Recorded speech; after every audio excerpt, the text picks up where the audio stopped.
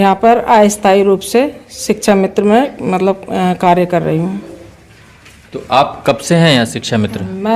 मुझे तो शिक्षा मित्र में सर्विस करते हुए 2007 में मेरी ज्वाइनिंग है और यहाँ पर आए हुए मुझे 2 साल हो गए। मैं अक्टूबर 2020 में आई हूँ। यहाँ कोई भी टीचर नहीं है, ना ही कोई दूसरा शिक्षा मित्र है, तो इसलिए मुझे अस्थायी व्यवस्था में यहाँ पर भेजा गया है। तो ये शिक्षक यहाँ पर कब से नहीं है कोई भी? इसमें काफ़ी टाइम हो गया, लगभग मुझे जानकारी हो तो 6-7 साल हो गए होंगे, तब से यहाँ पर कोई भी शिक्षक नहीं है। तो मतलब जब आप आई हैं 2 साल पहले, तो उससे पहले भी यहाँ कोई शिक्षा मित्र ही रहे? जी जी, मुझसे पहले भी यहाँ पर शिक्षा मित्री थी दूसरी, उनका अब मतलब उसमें समायोजन हो चुका है टीचिंग में, तो वो मतलब दूसरे विद्यालय में चली गई हैं, तो यहाँ कोई दूसरा टीचर नहीं था, इसलिए मुझे अस्थायी व्यवस्था में यहाँ भेजा गया है। मतलब इससे पहले वाली जो शिक्षा मित्र यहाँ जो रहीं वो अब टीचर हो चुकी हैं? जी जी, वो टीचर, और ये जगह खाली हो गई। हाँ, मतलब बिल्कुल कोई शिक्षक विहीन हो गई। हाँ, शिक्षक विहीन था ये। एक तरह से कहें तो शिक्षक विहीन तो ये है ही लगातार पिछले कई साल से। नगर क्षेत्र में होने के बावजूद ये जो है शिक्षक विहीन है। कहाँ के बच्चे पढ़ते हैं यहाँ पर? यहाँ सनैया गाँव है ये, यहाँ के ही बच्चे हैं यहाँ पर। अच्छा जी। तो ये अकेले आपका यहाँ पे जो मौजूदगी है, 5 कक्षाएं होंगी यहाँ, उनका एडमिशन से लेके उनको पढ़ाना, ये सारी चीज़ें जो हैं ये कैसे संभालती हैं आप? अब सब ऐसे ही मैनेज कर लेते हैं, कुछ बच्चों का सहारा लेते हैं बस, और बाकी अकेले ही सब देख रहे हैं। सभी काम है, स्कूल का भी सारा है, मतलब रिजल्ट बनाना, टीसी बनाना, बच्चों को पढ़ाना, और अलग से जो ड्यूटियाँ लगती हैं वो भी सारी ड्यूटियाँ करते हैं हम लोग। तो इसमें मतलब परेशानियाँ तो सब हैं ही हमारे साथ में, लेकिन अब क्या करा जाए, अब नौकरी करनी है तो ये सब देखना है, झेलना है। नहीं, जैसे यहाँ पर जैसे एक तकनीकी बात यह है कि 5 कक्षाओं को पढ़ाना, एक विद्यालय ऐसा छोड़ क्यों रखा है? नगर क्षेत्र है ये। जी। और यहाँ पर नगर क्षेत्र होने का मतलब ये है कि बरेली महानगर के सभी प्रमुख पदाधिकारी जो अधिकारी हैं वो कमिश्नर, डीएम, बीएसए, खंड शिक्षा अधिकारी और तमाम बहुत सारे अमला होता है नगर क्षेत्र में। तो उनको इतनी फिक्र नहीं है कि इस यहाँ पर कम से कम 1-2 टीचर तो कम से कम हो ही। जी। शिक्षा मित्र के हवाले पूरा स्कूल किया हुआ है, और शिक्षा मित्रों को ये भी कहा जाता है कि शिक्षा मित्र इस लायक नहीं है। इस लायक नहीं है, शिक्षा मित्र किसी योग्य नहीं है, उसके बाद भी शिक्षा मित्रों से ही सारा काम लिया जा रहा है। ये समझ लीजिए कि मतलब सभी जिम्मेवारी मेरे अकेले की है। इस स्कूल में कोई दूसरा टीचर यहाँ पर नहीं है, और ना ही कोई दूसरा टीचर यहाँ देखने आता है। यहाँ पर मतलब जो इंचार्ज है यहाँ के मोहम्मद सर, तो उनके अंडर में ये स्कूल है, वो कभी कभी आ जाते हैं देखने के लिए, लेकिन वैसे यहाँ पर कोई भी टीचर दूसरा नहीं है। मतलब तो वो जो यहाँ के इंचार्ज अध्यापक होंगे, जी जी, वो मेरे ख्याल से किसी अन्य स्कूल में अध्यापक होंगे। जी जी, तो उनको अतिरिक्त प्रभार एक खानापुरी के लिए यहाँ का दिया हुआ होगा। जी जी, खानापुरी के लिए दिया हुआ है, तो वो उनका अपना विद्यालय है, प्राथमिक विद्यालय सिठौरा। अच्छा। तो हाँ जी, तो मतलब हम शिक्षा मित्रों को यहाँ का कोई चार्ज नहीं मिल सकता, कुछ नहीं, तो मतलब इसलिए उनको यहाँ का चार्ज दिया गया है। तो मुझे तो बस केवल ये है, पढ़ाने का काम है, बाकी और सारी जिम्मेवारियाँ हम लोगों की हैं शिक्षा मित्रों की, और हम लोग पैसे का लेन देन हम लोग नहीं कर सकते किसी भी तरह का, ये है। तो स्कूल में इतनी समस्या है, आप ये समझ लीजिए कि मतलब हर तरह की दिक्कतें हैं यहाँ पर स्कूल में। जैसे आप कुछ दिक्कतें बताइए, किस तरह से दिक्कत आप फेस करते हैं, कैसे क्या है?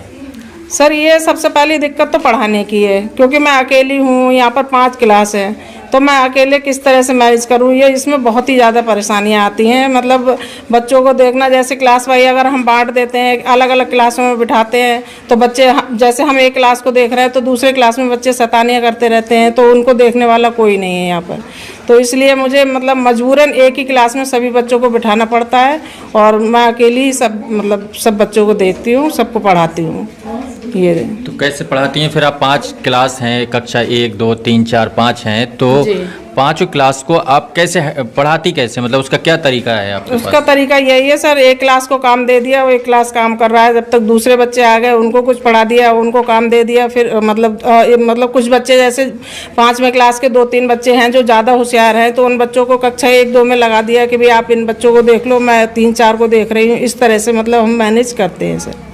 अच्छा, मतलब जो बड़ी क्लास के बच्चे हैं वो छोटी क्लास के बच्चों के साथ में कुछ उनको सिखाएंगे पढ़ाएंगे तो उससे मदद मिल जाती है मदद आपको। मिल जाती मतलब है। आपका जो स्टाफ है वो असल में जो सीनियर बच्चे हैं वो स्टाफ हैं वो स्टाफ आपका, हैं, वो जी, टीचर हैं, वो जी, असल में आपके जी, स्टूडेंट के साथ साथ इस विद्यालय के टीचर भी हैं वो जी, आपके जी, जी। कक्षा 5 के या 4 के जो बच्चे होंगे, जी। तो वो इतना जानते हैं कि वो उनको कक्षा 1 और 2 को कुछ मदद कर पाते हैं। हाँ जी बिल्कुल, मतलब 5 क्लास के बच्चे होशियार हैं मेरे, वो कक्षा 1-2 को देख लेते हैं, पढ़ा लेते हैं। अच्छा जी जी। ये तो बड़ी अच्छी बात है, लेकिन ये बड़ी हास्यास्पद बात ये है कि पूरे बेसिक शिक्षा परिषद के लिए ये खुद को विचारणीय है ये कि आप तमाम बड़ी बड़ी बातें कितनी भी कर लें, हमने कायाकल्प कर दिया कि हम FLN ट्रेनिंग करा के गतिविधि आधारित शिक्षा दे रहे हैं, कि हमने ये तीर चला दिया, ये तोप चला दी, लेकिन अगर आप एक विद्यालय में पर्याप्त शिक्षण व्यवस्था के लिए कोई शिक्षक अगर यहाँ पर मौजूद नहीं है, वो भी कोई हाल फिलहाल की समस्या नहीं कि अभी रिटायर हो गए, कि यहाँ के टीचर थे और रिटायर हो गए अब नहीं है, इस वजह से जब 7 साल से अगर किसी विद्यालय को नहीं, मतलब पूरा एक बैच निकल चुका है कक्षा 1 से लेके 5 तक का, और उनके पास कोई टीचर ही नहीं था, मतलब कितनी मतलब शर्म की बात है ये पूरे विभाग के लिए भी। और मतलब इस मामले में हम ये जो बात है कि बहुत सारे जो विद्यालय हैं वो शिक्षा मित्रों के हवाले हैं या उन्हीं के तरह से जो भी लोग और सेवाएं दे रहे हैं उनके हवाले हैं, तो ये मतलब एक प्राथमिक शिक्षा से जो उम्मीद की जा रही है, नई शिक्षा नीति लागू करने की बात हो रही है, जब आप पुरानी चीज़ों को ही दुरुस्त पटरी पर नहीं ला पा रहे हैं तो ये बड़ी दिक्कत की बात है। बच्चों ये हमारी किताब है हमारा परिवेश, ठीक है। आप लोग जो है कक्षा 4 से 5 में आ गए हो, ठीक है। तो इसमें हमारा पहला पार्ट जो है वो हमारी पहचान हमारा परिवार। क्या है हमारी पहचान हमारा परिवार। हमारे देश में 2 तरह के परिवार होते हैं, एक संयुक्त परिवार और एक एकाकी परिवार।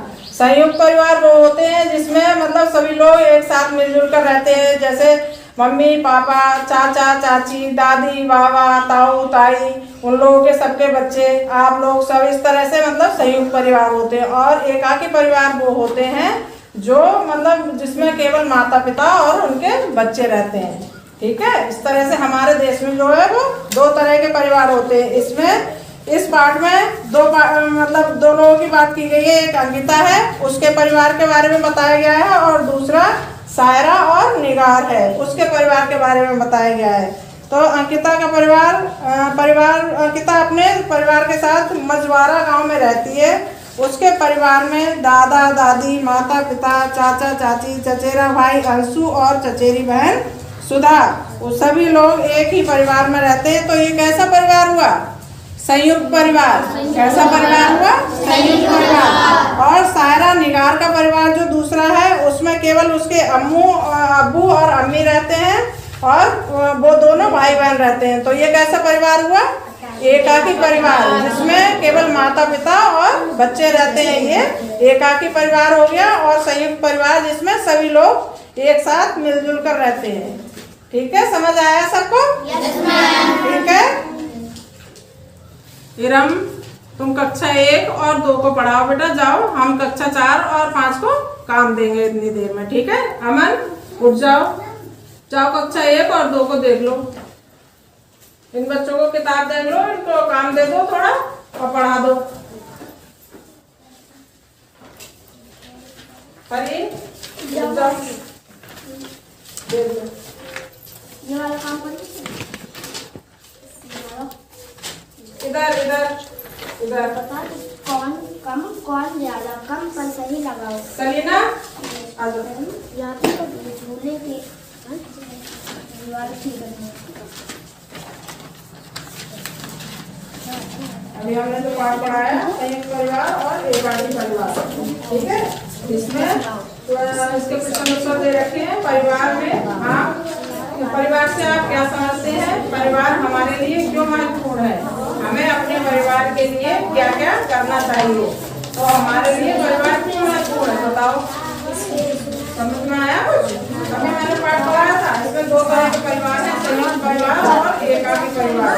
और इसमें कुछ जो है सही गलत के मतलब निशान लगाने के लिए अंकिता का परिवार कैसा है? एकाकी परिवार है? नहीं, गलत। ये संयुक्त परिवार था। सायरा और निगार का परिवार कैसा है? संयुक्त परिवार है? नहीं, ये एकाकी परिवार है।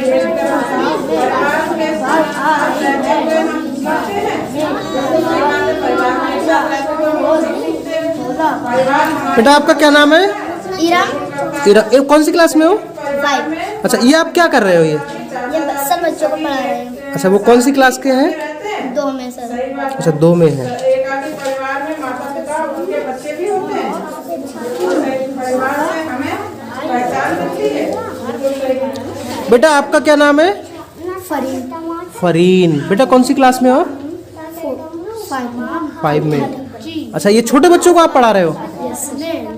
ये कौन सी क्लास के हैं?